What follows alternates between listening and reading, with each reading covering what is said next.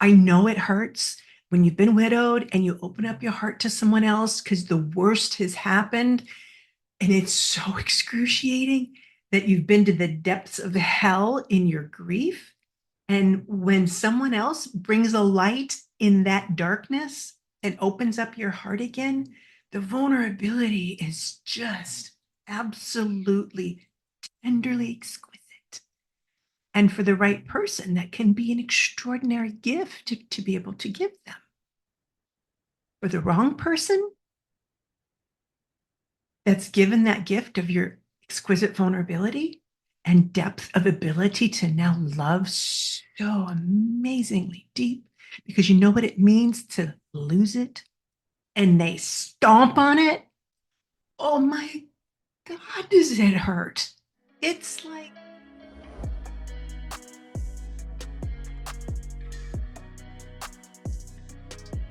well, hello everyone. This is Sevilla I Love. And here we are on this channel getting back to living and loving life again after a major life altering loss, such as being widowed. I make video content for widows, widowers, and those that are dating them. I'm also a widow myself and a licensed mental health professional. However, this is my opinion channel and not to be a substitute for professional advice or consultation or therapy. So let's get into this. I had a viewer write in and ask me a question, which I think you're all going to benefit from.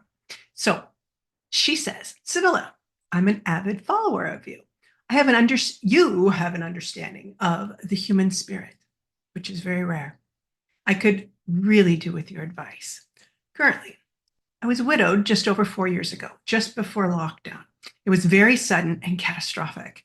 18 months afterwards, I got to chatting to a fellow widower on a dating site.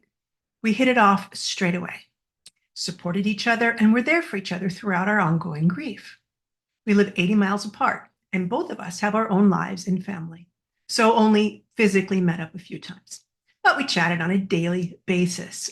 Following his wife's death, he suffered with PTSD from the actual event. I knew we weren't quite ready to develop things further and that he needed me to give him some more time. Still chatting, loving him from a distance, I was waiting for him. We had a very special connection. Then, out of the blue one day, his Facebook photo changed to include him with another woman. I couldn't quite believe my eyes, but it was true. Turns out he had been involved with her for many months. He'd introduced her to his friends and family, gone on holiday with her, clearly having a full relationship. All this time, we were making plans to meet, discussing our future together, and surviving our grief. I was, and I still am, utterly devastated. But after what we had both endured, he could then inflict this kind of pain on me. His new girlfriend was totally unaware of me. He kept me very well hidden and kept her hidden from me as well until the Facebook revelation. That's when I presented things to him. He said that I had gotten it all wrong. I didn't really mean anything to him. I was just a bit of comfort in his grief, but the new girlfriend was the real deal. And he wanted to pursue things with her. Sorry, I felt worse than I had ever felt in my life. I'd been widowed and then mending my broken heart again. A well-meaning friend, a mutual contact of his new girlfriend, contacted her to inform her of what had been happening. She didn't believe that we had been so close. He had convinced her, too, that she was the only one. She wanted proof, so she got it. She understood, but she had stood by him ever since. I'm trying to mend the smithereens of my life and my self-worth. I feel ugly, undesirable, and unlovable, totally broken. I'm trying my best to keep no contact, but I'm so angry. Should I just let karma deal with it? That's the end of her letter. Okay, so that's a very, very hairy situation, and I cannot wait to weigh in on this. Number one, you're not crazy. If what you say is true, which I believe you, that you're being honest in your perception and your experience, you are not the only one you were having a conversation with yourself on a daily basis. And the thing is, we don't generally reach out to other people in any kind of romantic context talking about our future together if it isn't potentially going somewhere. You don't take time out to go a very long distance to spend time with someone. So, really, what was going on, what I hear, is that you were dating a fantasy and he was playing into that fantasy for you.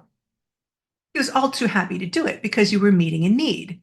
His heart was probably terribly broken from his experience of being widowed for whatever his relationship was like. I don't have that information.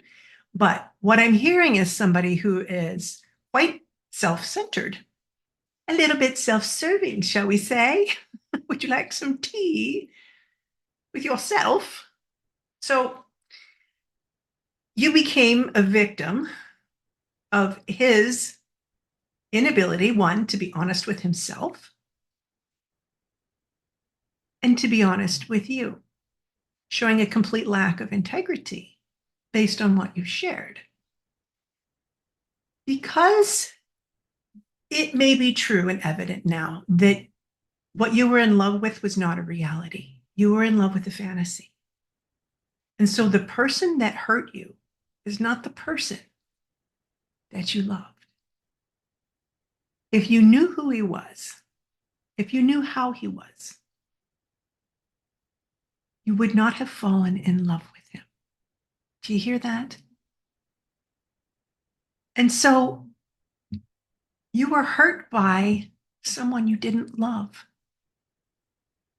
And if you can take those two people, the man you thought you had and the man you actually had, and separate the two,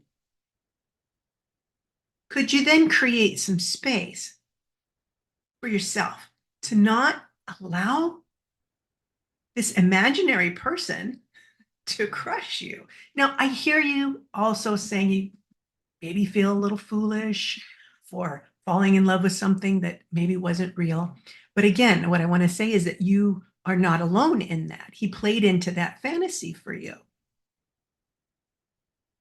You were vulnerable and he took advantage. And that's not okay. Not in any stretch of the imagination. But given that the man you were in love with isn't the man that you were in love with, there's a lot of freedom in that.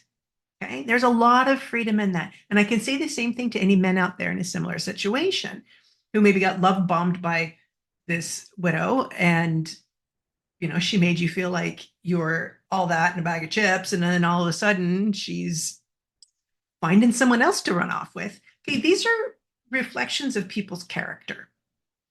And when we're getting to know someone, particularly a widow or widower, you've got to look at the quality of the human being. What kind of marriage did they have?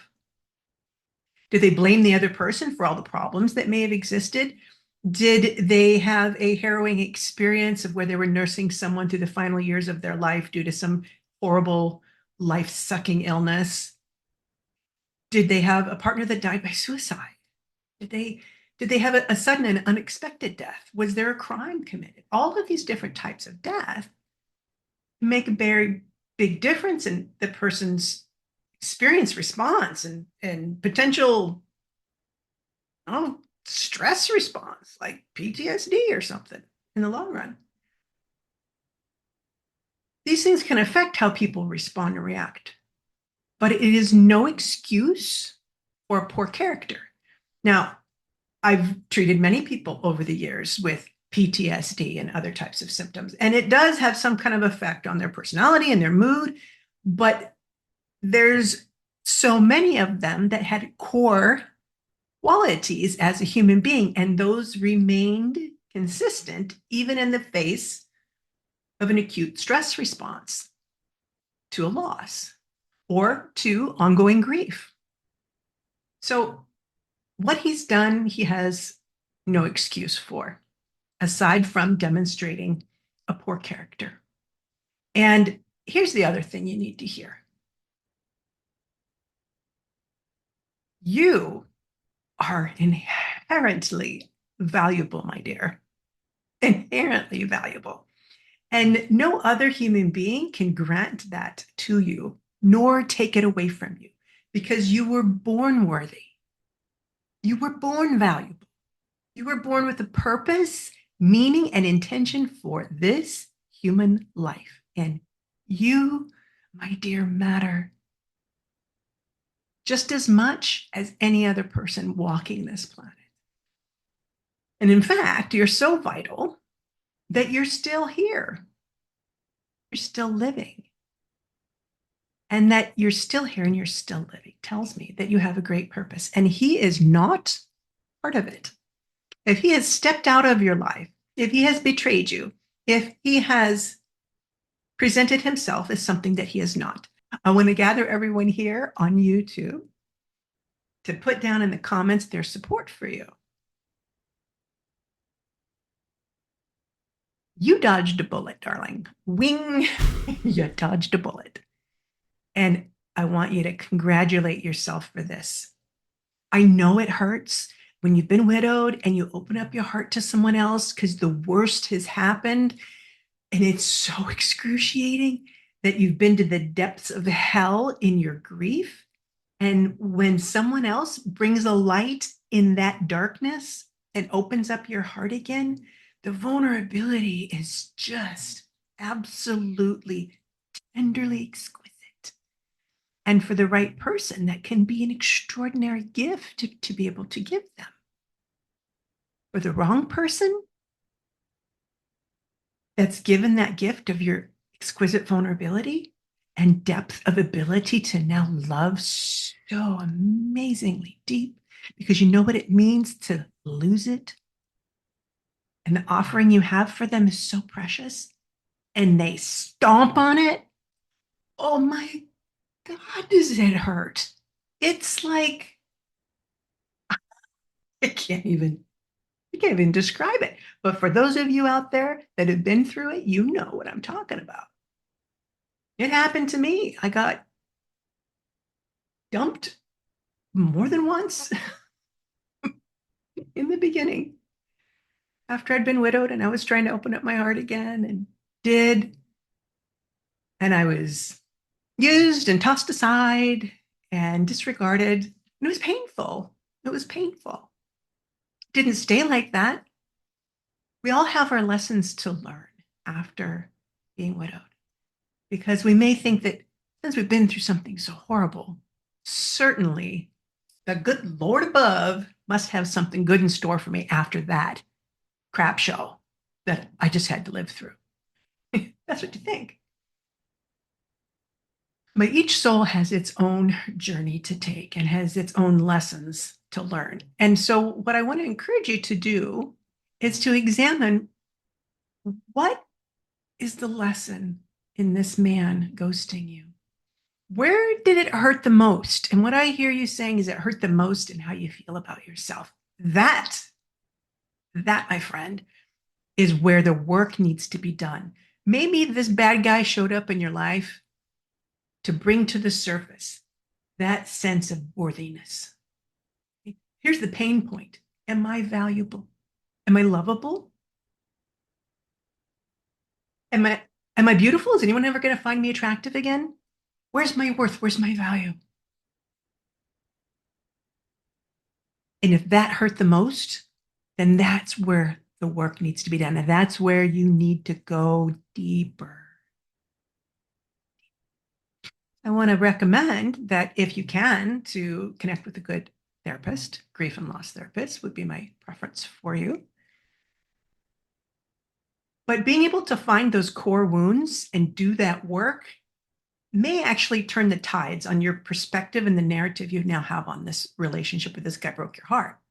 Now maybe he shows up as the bad guy still, but now maybe he's your teacher.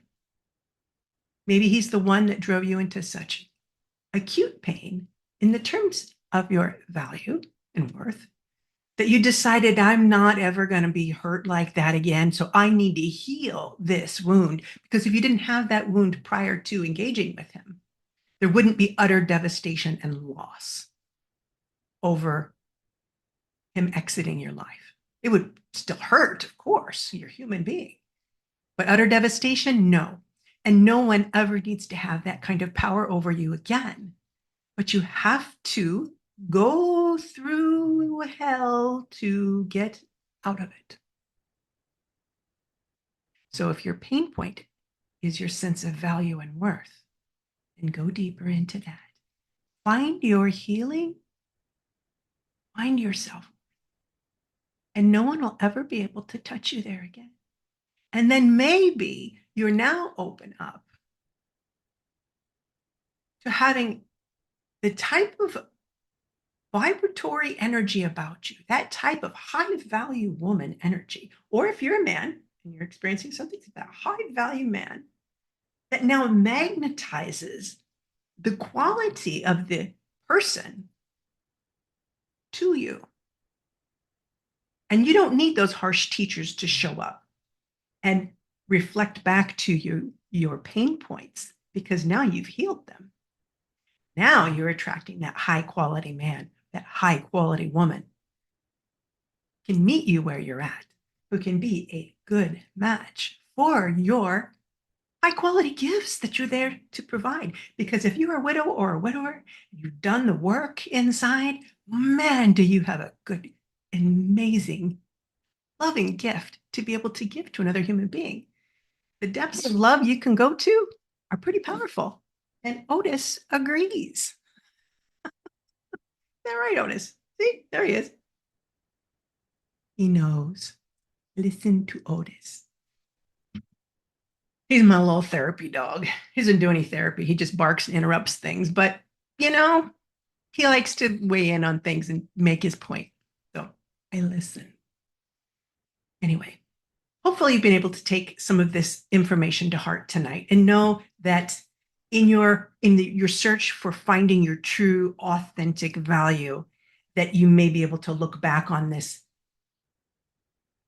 what ended up being a crap relationship or crap ending to what you thought was a good relationship, will be able to bring you into greater depths of yourself. And maybe, just maybe, you could thank him for showing up and being the bad guy to cheat you and give you this opportunity to find your value and your worth.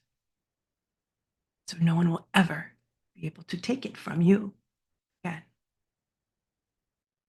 So Otis and I want to thank you for being here today and for tuning in. Don't forget to subscribe to the channel. Put your comments below. Let us know what you think.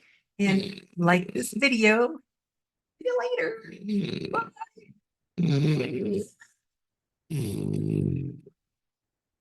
Bye.